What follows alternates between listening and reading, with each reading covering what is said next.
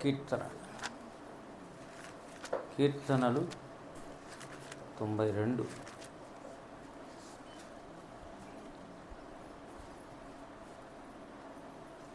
మొదటి 2 వచనాలు 3 కూడా కలిసి ఉన్నాయి.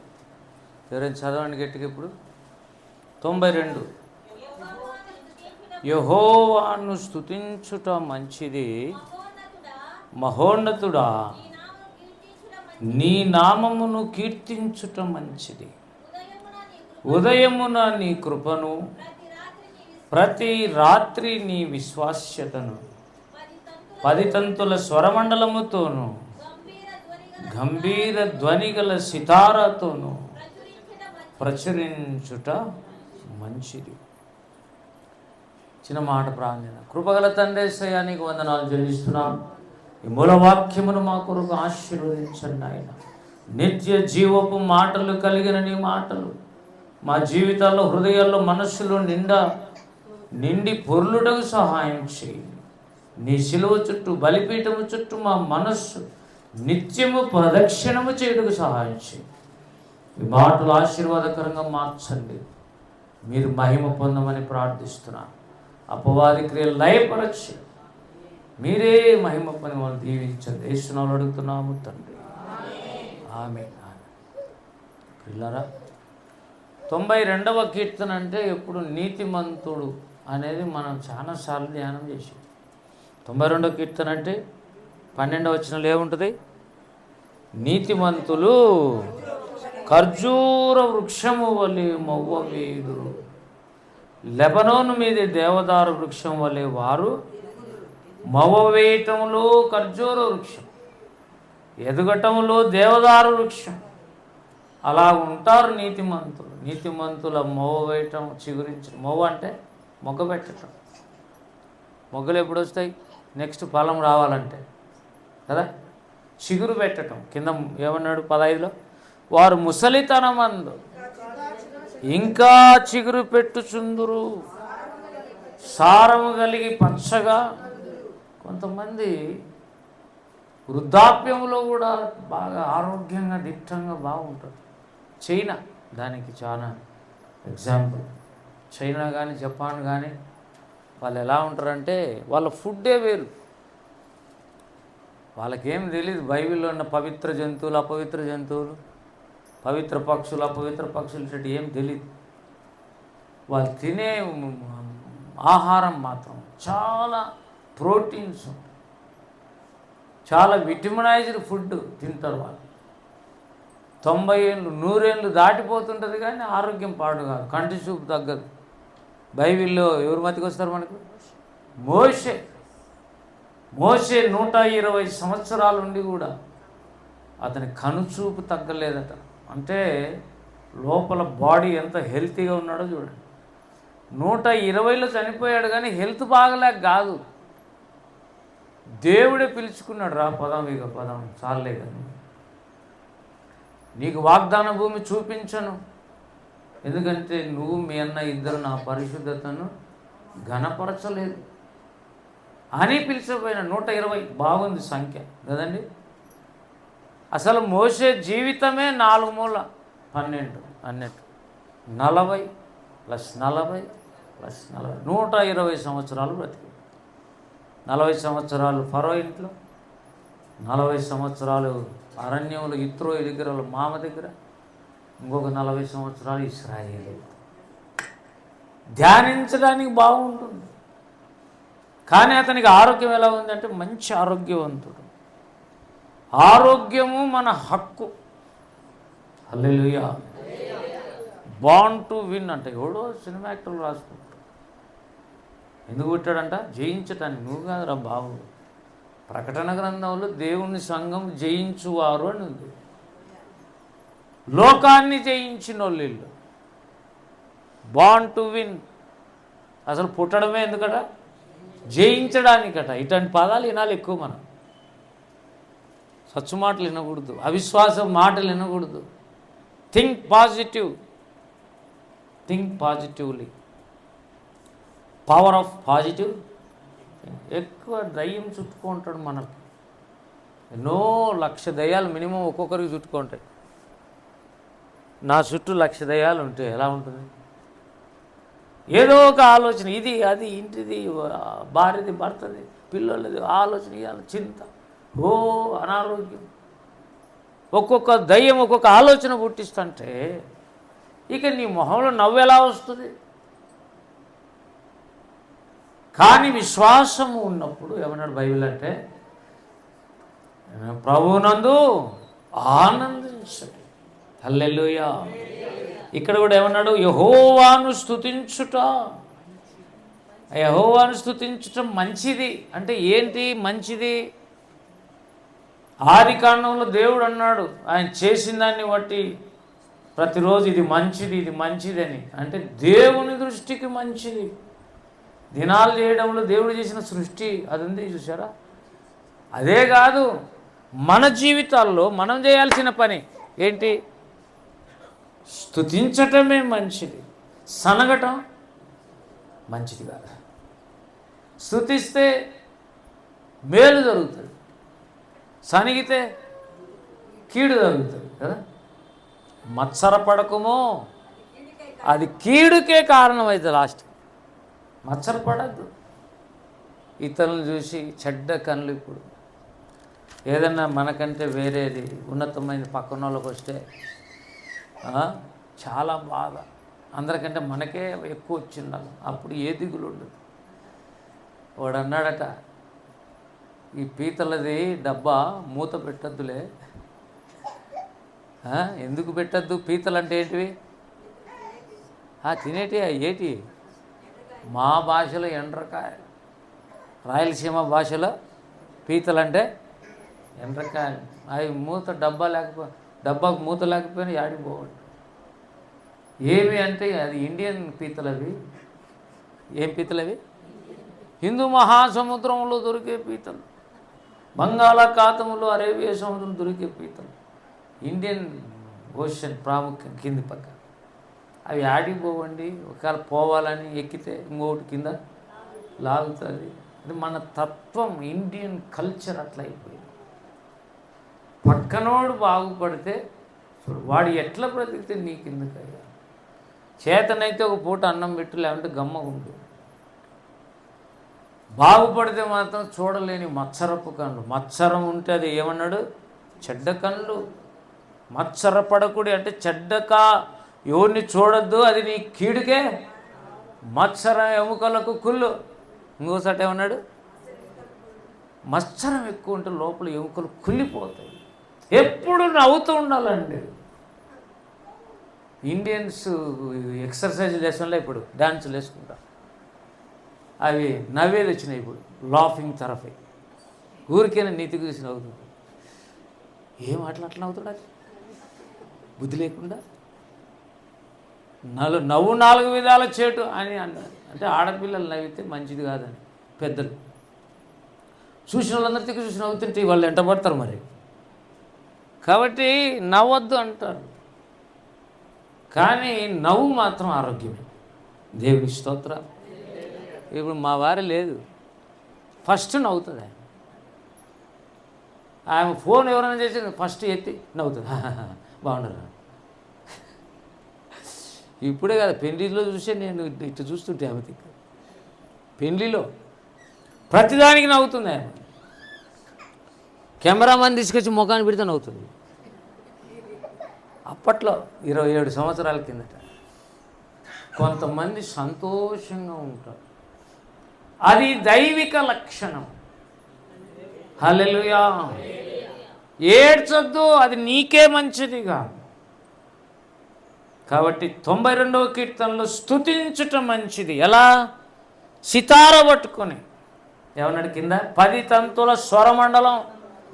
అది చాలా కష్టం అండి. 10 తంతులు ఉంటాయి దానికి. తంతులు ఎన్ని ఉంటాయి? 10 తీగలు ఉంటాయి. ఒక్కొక్క తీగ మీటినప్పుడు దావీదు ఒక ఆజ్ఞను జ్ఞాపకం చేసుకుంటున్నాడు. ఆజ్ఞలు ఎన్ని ఉన్నాయి? 10 ఆజ్ఞలు. పద్దన్నే లేచి, అంటే అసలు స్తుతి ఎప్పుడు చెప్పమన్నాడు? ఉదయమున నీ కృప, ప్రతి రాత్రిని విశ్వాస్యత. అంటే దేవుని స్తుతించేది ఎప్పుడు? మార్నింగ్, మళ్ళా నైట్ పండుకునేటప్పుడు. ఎట్లా?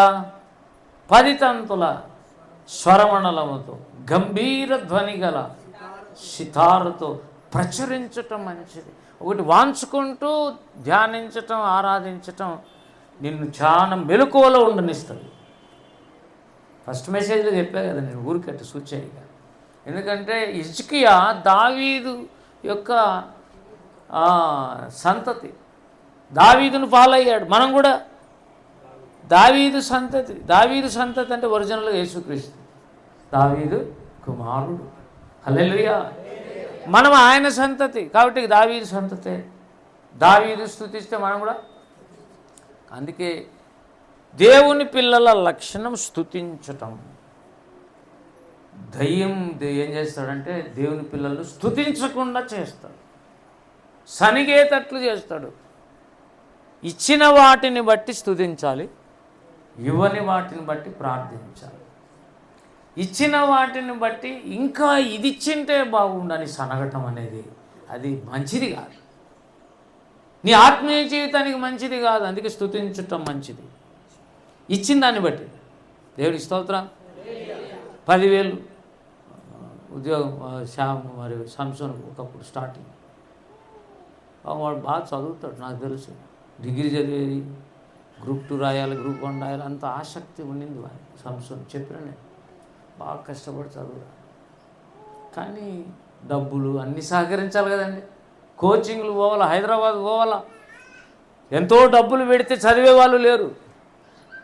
కుదరలేదు, డిగ్రీ అయిపోయింది పాపం. చిన్నది చేసుకుందాం అనుకున్నాడు. మంచి తీర్మానం అది. 10,000, 10,000, 15,000, 20,000, 30,000. ఎంత జీతం? దగ్గర ఇటు అటు. అమ్మ సార్ చెప్పిస్తున్నాడు నేను జీతం అని, నువ్వు భయపడకపోయి. ఒక 30,000 మెల్లగా పెరిగాడు. ఎప్పుడు గర్వించరు. ఎవరు తెలుసా? అంతకంతకు వర్ధిల్లితే. అది బైబిల్ సూత్రం. ఇచ్చిన దాన్ని బట్టి స్తుతిస్తూ 10,000 ఇచ్చి ప్రభువా అందరికి 50 ఇచ్చినావు, నాకు 30 ఇచ్చినావు అనద్దు. ముందు 20 ఇచ్చినావు, ఇప్పుడు 30 ఇచ్చినావు, నీకు స్తోత్రం. అదే అక్కడ చెప్తున్నటువంటి విషయం. ఉదయం లేస్తానే దేవుని కృపను జ్ఞాపకం చేసుకోవాలి. కృప అంటే నీ ద్వారా కలుగనిది, దేవుని ద్వారా మాత్రమే దొరికేది కృప. ఇప్పుడు ఉన్న స్థితి ఎవరిది? దేవుడు ఇచ్చాడు. కాబట్టి పొద్దున్న లేస్తానేం చేయాలా? కృపను స్తుతించాలి. దేవుడు చేసిన మేళ్ళన్నిటినీ, ఉపకారములన్నిటినీ నా ప్రాణమా యెహోవాను. ఈ స్తుతించే నోరు చాలామంది విశ్వాసులకు ఉండదు. సనిగేది, సమస్యలు చెప్పేది, దేవుడు ఏమి ఇచ్చినావు అనేది, దేవునితో కొట్లాట వేసుకునేది, వాద్యం వేసుకునేది. అందరు చూడట్లుండరు, నేను చూడట్లున్నాను అని అట్లా బాధపడే మనస్సును సైతాన్ క్రియేట్ చేస్తుంటాడు. ఎందుకంటే స్తుతించకుండా. స్తుతికి విరుద్ధమైంది సనుగు. పద్దలు లేస్తానే కొద్దిసేపు స్తుతించడం మంచి. యేసయ్యా నీ రక్తమును బట్టి స్తోత్రం, నన్ను బలపరచు, నిన్ను బట్టి ఈరోజంతా నేను ఏదైనా చేయగలను. యెహోవా నా కాపరి, నాకు ఈరోజు లేమి కలగలేదు, ఎన్నో మేలు చేసావు, రక్షణ ఇచ్చావు. దేవుడికి స్తోత్రం కలుగును కాక. దేవుడిచ్చిన కార్యాలన్నీ కృపను బట్టి స్తుతించాలి. ఆ రోజంతా జరుగుతుంది. రాత్రి పండుకునేటప్పుడు కృపను గురించి కాదు, ఇప్పుడు ఆ రోజంతా దేవుడు ఎట్లా పని చేసినాడు, ఆయన విశ్వసనీయత. ఏమన్నాడు అక్కడ? విశ్వాస్యత అంటే విశ్వాసం అని కాదు, నమ్మకంగా ఆయన నీకు ఎలా సహాయం చేశాడో రోజంతా, స్తుతిని బట్టి ఎలా సహాయం చేశాడో రాత్రి చెప్పాలి. హల్లెలూయా. ఆ చెప్పేటప్పుడు నిద్రాత్మ పట్టింది అనుకోండి, పొద్దున కృప ఉండదు, సాయంత్రం విశ్వసనీయత ఉండదు. కాబట్టి ఏదో ఒక మ్యూజిక్ రావటం మంచిది. కనీసం స్త్రీలైతే ఆ గజ్జెన్న కొట్టుకోవాలి, ఒక పాట పాడి ఏమంటే స్తుతించటం, అట్లా చేస్తే నిద్ర రాదు. నిద్ర రావాలనే కూర్చుంటే ఇంకా రాకుండా ఏం చేస్తుంది మరి? పాట పాడుకుంటూ గజ్జి కొట్టుకుంటా. కొంతమంది మా రంజిత్ అన్న ఈ 2 బుర్రకథ చెప్పినట్టు అదేమంటారు అని, చిరతలా అవి భలే కొడతాడు అన్న. ఇట్లా అనుకుంటే భలే పడతాడు. వైజాగ్లో రఘుయేలని, యాక్చువల్ రఘునాథ్ రెడ్డి ఆ పిల్లోడు, ప్రభువుని నమ్ముకున్నా, నాకు ఆ పేరే వద్దు, నాకు రఘునాథ్ రఘుయేల్ అని పెట్టమని అడిగాడు. మంచి సేవకు మంచి వాక్యం చెప్తాడు. టీవీలో కూడా మన దాంట్లో కూడా చెప్తుంటాడు. ఓపీర్ మినిస్టర్ నంద్యాల పాపను పెళ్లి చేసుకున్నాడు, అతను వైజాగ్ అతను. ఇట్లా కొడతా పాట పాడుతుంటాడు. Simple music. హల్లెలూయా. మనకు సింపుల్ లేదు, ఏమి లేదు. పాట పాడుకునేది, ఆ పాట పాడితే అది నిద్రపోయే వాళ్ళు లేస్తారు, మనం మాత్రం నిద్రపోయే వాళ్ళు లేపినట్టు ఉంటుంది. దావీదు లక్షణం ఉదయకాలంలో స్తుతిస్తే దేన్ని పాయింట్ అంశం ఏముంటుంది? కృప. ఇంతవరకు 10 ఏళ్ల నుంచి దేవుడు ఏమేమి చేశాడు, ఇంట్లో ఏమేమి సామాను ఇచ్చినాడు, ఏమి పిల్లల్ని ఆశీర్వదించాడు, ఆడపిల్లల్ని ఎలా దీవించాడు, మగపిల్లల్ని ఎలా దీవించాడు, ఆత్మీయంగా ఎలా ఎదిగారు, పరిశుద్ధత పొందారా లేదా, వీటిని బట్టి, కృపను బట్టి. హల్లెలూయా. కృపను మించినది ఏది లేదు. ఎందుకు తెలుసా? నీ సత్యము మేఘల మండలం అంత ఎత్తైనది, కానీ నీ కృప ఆకాశమునంటుచున్నది. విమానంలో పోయేటప్పుడు మేఘాలు కనపడతాయి, అంటే ఇన్ని మీటర్ల ఎత్తులో మనం పోయినప్పుడు మేఘాలు కనపడతాయి. కానీ ఆకాశం మీటర్లు కాదు, కిలోమీటర్లు పైకి పోవాలి, అంత ఎత్తులో కృప ఉంటుంది. హల్లెలూయా. సత్యమేమో మేఘమండలం ఎత్తే, కృపేమో అవి రెండు కలిపితే ఆకాశమే. కాబట్టి కృపా సత్య సంపూర్ణుడు. హల్లెలూయా. యేసును పైకి చూడాల్సిందే, కిందికి చూడలేవు. రేపు అనేకులు పూజలు అందుకునే వాళ్ళు కూడా పాతాళంలో ఉంటారు. రేపు దైవత్వాన్ని ఆపాదించకూడదు అందరికీ. దేవుడు అనేతడికి సృష్టికర్త ఒకటే. హల్లెలూయా. ఆయనకు కంపల్సరిగా ఆయన హృదయంలో ఉండే ఒక ఇన్స్పిరేషన్ ప్రేమ. హల్లెలూయా. అలాగే ఆయనలో ఖచ్చితంగా ఉండే లక్షణం పరిశుద్ధత. అందరినీ ఎవరు పడితే వాళ్ళు దేవత, ఎవరు పడితే వాళ్ళు పూజలు ఇస్తే నువ్వు కూడా వాళ్ళని నమ్ముకొని అట్లే పోతావు. వాళ్ళతో పాటే అదే గుడ్డోడిని పట్టుకుంటే ఏమవుతుంది? ఇద్దరు పోయి పెద్ద పాతాళం గుంతలో పడతారు. గుడ్డాయమని పట్టుకుంటే దేవుని పట్టుకుంటే ఇద్దరు పోయి పాతాళం గుంతలో పడతారు. మళ్ళీ బయటకు కూడా రావు. కానీ యేసయ్య అట్లా కాదు, తండ్రి ఎద్దకు వెళ్ళే మార్గము నేనే. దేవుని స్తోత్రం. 10 తంతులు ఒక చిన్న ఇన్స్ట్రుమెంట్ అనేది రావటం మంచిది. నేను కాంగు మర్చిపోయినా, చిన్నప్పుడు బలగొట్టేవాడిని. తపల బాగా రాదు కానీ కొద్దిగా వచ్చేది, అది రోజంతా కొట్టి పక్కన పట్టేసి. ఎందుకంటే చాలా క్లాసికల్ అది. ఏదో ఒక అది నేర్చుకుంటే మంచిది. కనీసం అగిపెట్టుతన్న కొడుతున్నారు కొంతమంది ఈజీగా, కొంతమంది అసలు దీంతోనే మ్యూజిక్ కొడుతుంది తెలుసా. చెయ్యి ఇట్లా పెట్టుకొని ఇట్లా కొట్టి పాటకు మొత్తం అంతా మ్యూజిక్ దీని మీద కొడుతుంది. కొన్ని ఏమీ రావు, 2 చప్పట్లతో నేను పాట అంతా అయిపోయేయాలి. అప్పుడు నిద్ర ఎట్లా వస్తుంది? ఉదయం ఒక అంశం, సాయంత్రం ఒక అంశం, డైలీ మార్నింగ్ అండ్ ఈవినింగ్. మొదటివాడు కడపటివాడు యేసయ్యే అయితే అది ఎంతో మంచిది, నీకు మేలు చేస్తుంది. హల్లెలూయా. 33:2 ఎవరైనా చదవండి దయచేసి. 33:2 త్వరగా. సితారాతో యెహోవాను స్తుతించుడి. సేమ్ ఇయే ఇన్స్ట్రుమెంట్స్ ఈడ కూడా ఉన్నాయి చూడండి. కామన్ సితార ఉంది, 10 తంతుల స్వరమండలం ఉంది. యెహోవాను ఎందుకు? అవి యెహోవాను స్తుతించడానికి దావీదు వాడినటువంటి, కనీసం వేరేదైనా నేర్చుకోవచ్చు ఇన్స్ట్రుమెంట్. దావీదు అయితే 10 తంతులు నేర్చుకున్నాడు. ఆ సితార తీసుకుని అతడు మరుగు మాటలను బయటకు తెచ్చాడట. అటు పట్టుకొని ధ్యానం చేసుకుంటూ అట్లే డీప్గా వాక్యంలోకి వెళ్ళిపోతే అనేక మర్మాలు దావీదుకు దేవుడు చెప్పాడు. దేవుని స్తోత్రం.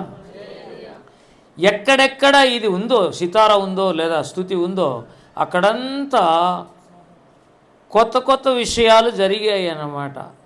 ప్రియులారా, 3లో ఉన్నాడు, ఆయనను గూర్చి నూతన కీర్తన పాడుడి. అదే 92లో మనము చదివి మూలవాక్యాలు 10లో కొత్త తైలముతో నేను అంటబడి తిని కొత్త తైలముతో.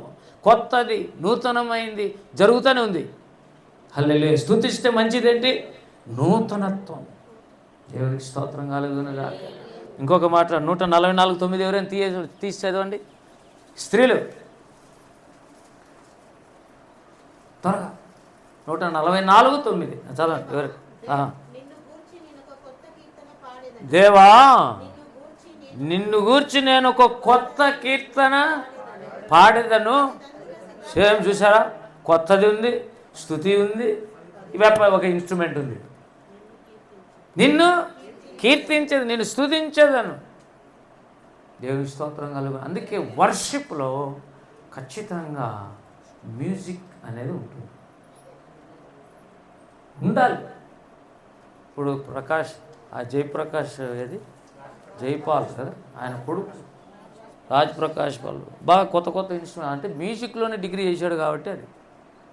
ఇక ఎవరిని వస్తుడు వాళ్ళ భార్య ఆయన, అందుకే యూత్ ఎక్కువగా ఫాలో కాదు. ఆడివే యూత్ మీటింగ్, అందరినీ యూత్ మీటింగ్ అని పిలిచి రాజ్ ప్రకాష్ పాల్ వాళ్ళ భార్య యెహోవాను అని ఎత్తుకునేవనుకో, లేదంటే యెహోవా నా బలం ఎత్తుకునేవనుకో, పాత పాటలు ఎత్తుకుంటే అవుతుంది ఆ యూత్ మీటింగ్లలో. వాళ్ళు జంప్ చేసే విధంగానే ఉండాలి. దేవునికి స్తోత్రం. దావీదు చిన్నప్పటి నుంచి అతనికి ఇన్స్ట్రుమెంట్ వచ్చు, అంటే మంచి మ్యూజిక్ విద్వాంసుడు. అతనిలో అభిషేకం ఉంది కాబట్టి. అభిషేకం ఎవరి మీదకి వచ్చింది? ఏమండి, దావీదు మీద ఉన్న అభిషేకం ఇన్స్ట్రుమెంట్ లేకపోయింది. చూడండి 1 సమూయేలు 16 రీలారా. ఒక 2-3 నిమిషాలు అయిపోయింది. దిగులు పడద్దు సనా సంగమా, నవ్వండి కొద్దిగా. ఆకలి ఆకలి ఎప్పుడు ఆకలి అండి. 1 సమూయేలు 16:23 దేవుని యుద్ధ నుండి దురాత్మ వచ్చి ఎవరి దగ్గర నుంచి వచ్చిందండి? ఇదేనండి, ఇది దేవుని యుద్ధ నుండి దురాత్మ వచ్చి సౌలును పట్టినప్పుడు, వెళ్ళినప్పుడెల్లా ఎప్పుడు పడుతుందో అప్పుడంతా దావీదు సితార చేత పట్టుకొని వాయింపగా ఆ దురాత్మ అతనిని విడిచి. ఏందండి అది పెద్ద సబ్జెక్ట్, ఇంటికి పోయి ధ్యానం చేయండి. దావీదు మీద ఉన్న అభిషేకం ఇన్స్ట్రుమెంట్లకి సితార వాయిస్తే దయ్యాలు ఊరికిత్తిపోయినాయి, పారిపోయినాయి, వదిలిపెట్టబడింది. పైగా ఆ దయ్యం ఏమైనా చేసిందట అంటే అర్థం ఏంటి? దయ్యాలు పోయి దేవునికి మొరపెట్టుకుంటాయి. ఈ సౌలు సన్నోడు కాదు నాయన, చెప్తే ఈనాడు నీకు ఇంటున్నాడా లేదా చెప్పు, ఈనాడు అవిధేయుడు, మరి నేను పడతా. అంటే దేవుడు ఎస్ అంటేనే రావాలి అవి. అందుకే అది దేవుడు అనే పాఠం వాడినాడు. ఏమన్నాడు? దేవుని యుద్ధ నుండి దయ్యం వచ్చింది అనుకో, పర్మిషన్ తీసుకుని నీ దగ్గరికి, ఇంకా అంత ఈజీగా పోదు. చాలామందికి అర్థం కాలే. అభిషేకం సంగతి తర్వాత, దయ్యం రాకుండా కూడా చూసుకోవాలి. దేవుని యుద్ధ నుండి దయ్యం వచ్చినప్పుడల్లా మళ్ళా దావీదుకు అభిషేకం ఉంది కాబట్టి ఆ 10 తంతుల సితార వాయించగానే ఎప్పుడు దయ్యం వస్తుంది సౌలుకి ఆడనే ఉంటాడు. ఎందుకంటే ఆయుధాలు మోసేవాడు ఎవరు? దావీదు. కాబట్టి ఆ సితార తీసుకుని వాయిస్తే ఆ ఆరాధన, పాట, ఇన్స్ట్రుమెంట్, అభిషేకం మీదికి వచ్చేది. ఆ చుట్టుపక్కలంతా దేవుని సన్నిధి వచ్చేస్తుంది. ఇక్కడ ఉండి దైవం వెళ్ళిపోతుంది. దేవుని స్తోత్రం కలుగునుగాక. తంబుర సితార నాదముతో క్రీస్తుని వేడగరారండి. 2-3 కూడిన చోట ఉంటానని నా స్వామికి. తంబుర సితార నాదముతో. హల్లెలూయా. 2-3 దేవుని పిల్లలు ఆరాధన చేస్తే ఖచ్చితంగా ఆడ దేవుడు ఉంటాడు. ఆ ప్రజెన్స్ అనుభవించలేకపోదామంటే ఆ 3 సరిగా లేరని అర్థం, కడుక్కోకుండా కూర్చున్నారని అర్థం. యేసు రక్తముతో కడగబడిన వాళ్ళు 3 వ్యక్తులు స్తుతించి ఆరాధిస్తే, ఏదైనా ఇన్స్ట్రుమెంట్ తీసుకుంటే హల్లెలూయా, ఎవరి ఇన్స్ట్రుమెంట్ వాళ్ళు వాంచితే, లయబద్ధంగా వాంచితే, తపల ఒకడు, క్యాషియో ఒకడు, గిటార్ ఒకడు వాంచడం అనుకుంది, లయబద్ధంగా పాటకు వాంచుతుంటే తన్మయం అయిపోయి దేవుడు ఆత్మ దిగి వస్తుంది. అందుకే ధ్యానం అంటే అది. హల్లెలూయా. ఏమన్నామండి? అట్లనే ఈ దావీదు జీవితంలో సితార 10 తంతుల స్వరమండలం అది అసలు లేకుండా లేదు. ఆ అలవాటు చాలా రాజులందరూ కూడా అనుభవించారు. ప్రియులారా, ఒక్క మాట 2వ దినవృత్తాంతాలు 25వ అధ్యాయం, అదొక్క మాట చూడండి, ఓపిక తెచ్చుకొని. సారీ, 1 దినవృత్తాంతాలు 25:1 ఎవరైనా చదవండి. మరియు దావీదును అతని సైన్యాధిపతులను, వద్దులేండి, మీరు ఇంటికి పోయి చదవండి. చూడండి, 1 దినవృత్తాంతాలు 25వ అధ్యాయం అంతా కూడా చర్చిలో, సంఘములో, మందిరంలో సంగీత క్రమం. అక్కడే ఆసాపు ఉన్నాడు, హేమాను ఉన్నాడు, ఎదుతోనున్నాడు. వాళ్ళు ముగ్గురు కూడా దీర్ఘదర్శులు. బాగినండి, వాళ్ళు కూడా ప్రాఫిట్స్. దావీదు కాలంలో వీళ్ళు ముగ్గురు ప్రవక్తలే. వాళ్ళు ఆత్మాభిషక్తులై నడిపిస్తుంటే క్వైర్ను ఆరాధన అలా నడిచేది. వాళ్ళందరికీ టాప్ ప్రధాన గాయకుడైన దావీదు. హల్లెలూయా. మెయిన్ సింగర్ కాదు, మెయిన్ మ్యూజిషియన్ కాదు, మ్యూజిక్ ఆర్టిస్ట్ కాదు, అన్ని టాలెంట్స్ ఎవరిలో ఉన్నాయి? దావీదు. అటువంటి వాడు మల్టీ టాలెంటెడ్ పర్సన్ ఒక నాయకుడుగా ఉండగలుగుతాడు. హల్లెలూయా. మనం ఏది నేర్చుకునే సొగం పెట్టు మేనత్త అని. ఏం సామెత? సొగం పెట్టు మేనత్త, అది రొంత ఇది రొంత అది రొంత. అన్నం చేస్తే బియ్యం చేసేది, పప్పు చేస్తే నీళ్ళు చేసేది, పాయసం చేస్తే అన్నీ అంతే. ఏది చేసినా సొగం పెట్టు, సరిగా ఉండదు. మళ్ళీ అడుగుతారు ఎలా ఉందని, ఏమి చెప్పమంటారులే. ఏమండి? కాబట్టి ఉదయకాలము కృపను గురించి ధ్యానించాలి, సాయంకాలం విశ్వసనీయతను గురించి ధ్యానించాలి. ఒక ఇన్స్ట్రుమెంట్ వాయిస్తుంటున్నా నీ అభిషేకం దాంట్లోకి రావాలి. అప్పుడు అనేకులకు విడుదల కలగదు. That is worship. హల్లెలూయా. ఏమండి పిల్లల తల్లులంతా హల్లెలూయా చెప్పండి. ఎవరు హల్లెలూయా చెప్పండి. అందరం చెప్తామనండి హల్లెలూయా. వాళ్ళు ఇంక ఎత్తుకున్నారు, ఇంక పదాం అన్నట్టు. యాడికి పంపాను, ఇంకా 3 వరకు ఉంది. సార్ ఇట్లా ఎక్కువసేపు చెప్తారు కదా, ఎవరు రాలే సార్. తక్కువ చెప్పేంత వరకు తప్పదు. ఖచ్చితంగా దేవుడు ఒక టైం వస్తుంది, తక్కువే చెప్తాము, కానీ ఇంత చెప్పము. నీకు ఇంత సబ్జెక్ట్ ఇప్పుడు నేర్చుకోండి. దేవునికి మహిమ కలుగును గాక. ఏమండి? దావీదు ఒక కోణం చూసాం, అతని వర్షిప్ ఉదయం ఎలా ఉంటుంది అలాగనే మంది కూడా ప్రార్థన ఉదయం ఉండాలి. ఏమరునా? ఉదయం ఉండాలి. ఏమండి? ఇప్పుడు చెప్పండి, ఉదయం ప్రార్థన ఎంతమంది చేస్తారు, సాయంత్రం అని అడగను. ఎందుకంటే మీరు వీటికి వచ్చేదాన్ని బట్టి తెలుసు. చూడు, రంగమ్మ చేతి ఖచ్చితంగా అన్యుల నుంచి ప్రభువుని నమ్ముకున్న వాళ్ళు దేవుని స్తుతించకుండా ఉండడం మానరు. హల్లెలూయా. నిజంగా దేవుడికి చేసే మేలు మర్చిపోకుండా ప్రతిరోజు స్తుతించు. చిన్నది పోయినట్టే ఉంటుంది, పెద్దది వస్తుంది. హల్లెలూయా. కొన్నిసార్లు చిన్నవి తీసేసి దేవుడు పెద్ద ఆశీర్వాదాలను మనకి ఇస్తాడు. అప్పుడు నోట్లో ఏముండాలంట? స్తుతి. మన నోట్లో స్తుతి ఉందా, శుద్ధి ఉందా? 10 మందికి కొట్టి పెడతా కొంతమంది శుద్ధి. దండం పెడతాం, జాలే అన్నంతవరకు మాట్లాడేది. దేవుణ్ణి స్తుతించు ఉదయకాలం, సాయంత్రం. రేపు వారం అంతా కొద్దిగా ప్రాక్టీస్ చేద్దాం. పోయిన వారం అంతా ఓబులేస్ గురించి ప్రార్థన చేయమని చెప్పాను. ఏమండి? చాలామంది చేశారు, ఇంకా చేస్తున్నారు.